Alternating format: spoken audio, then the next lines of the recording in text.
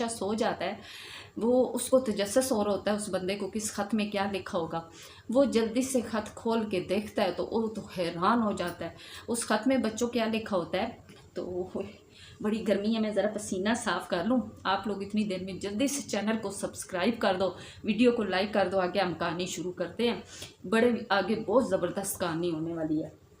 چلو جی، بڑی گرمی ہے آج۔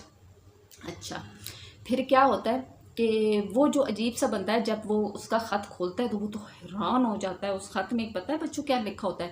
وہ بادشاہ جو ظالم بادشاہ ہوتا ہے، شیطانی دماغ والا، وہ یہ لکھتا ہے کہ جیسے یہ نوجوان محل کے دروازے پہ پہنچے، اس کو پکڑ کے تہہ خانے کے اندر ڈال دو، اور ایسے تہہ خانے میں جہاں پہ کوئی انسان نہ پہنچ سکے، اور زندگی بھر کے لیے اس کو وہاں قید خانے میں ڈال دو۔ یہ بہت بڑا مجرم ہے، یہ اس خط میں لکھا ہوتا ہے۔ اب وہ جو عجیب بندہ ہوتا ہے وہ بڑا حیران ہوتا ہے، وہ کہتا ہے یہ بادشاہ تو بہت برا انسان ہے، جبکہ یہ پاشا تو بہت اچھے دل کا انسان ہے، وہ تو اس سے کوئی بدلہ لے رہا ہے۔ وہ اس کا دل کرتا ہے کہ اس کی مدد کی جائے۔ وہ کیا کرتا ہے کہ وہ خط پھاڑ دیتا ہے، وہ عجیب سا انسان، اور ایک نیا خط لکھتا ہے۔ اور اس نئے خط میں کیا لکھتا ہے یہ آپ کو بتاتے ہیں آگے چل کے۔ وہ اس خط میں کچھ اور نیا لکھتا ہے، اور اس خط کو اسی طرح طے کر کے چپکا کے اس بیگ میں ڈال دیتا ہے۔ اب وہ پاشا صبح اٹھتا ہے، اس کا شکریہ ادا کرتا ہے، اس سے ملتا ہے، اور آگے اپنے سفر کی طرف روانہ ہو جاتا ہے۔ گھوڑا کو بھگاتا ہے تیزی سے، اور محل پہنچ جاتا ہے۔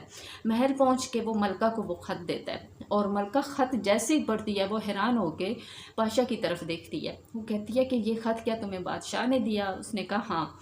تو وہ پوچھتی ہے کیا تمہیں پتہ ہے کہ اس خط میں کیا لکھا ہوا ہے؟ وہ کہتا ہے نہیں، مجھے نہیں پتہ۔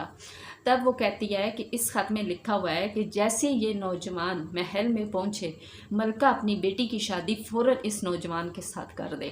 یہ وہ جو عجیب سا انسان ہوتا ہے اس لیٹر میں یہ لکھ دیتا ہے۔ اب ملکہ جیسی وہ خط میں دیکھتی ہے، وہ جلدی سے اپنی بیٹی کو آواز دیتی ہے۔ وہ کہتی ہے شہزادی ماریا جلدی ہو یہاں پہ، یہ دیکھو۔ وہ پھر ماریا کو کہتی ہے کہ تمہارے بادشاہ سلامت نے اس نوجوان کو بھیجا ہے اور حکم دیا ہے کہ جیسے یہ محل میں پہنچے اس کے ساتھ شہزادی کی شادی کر دی جائے۔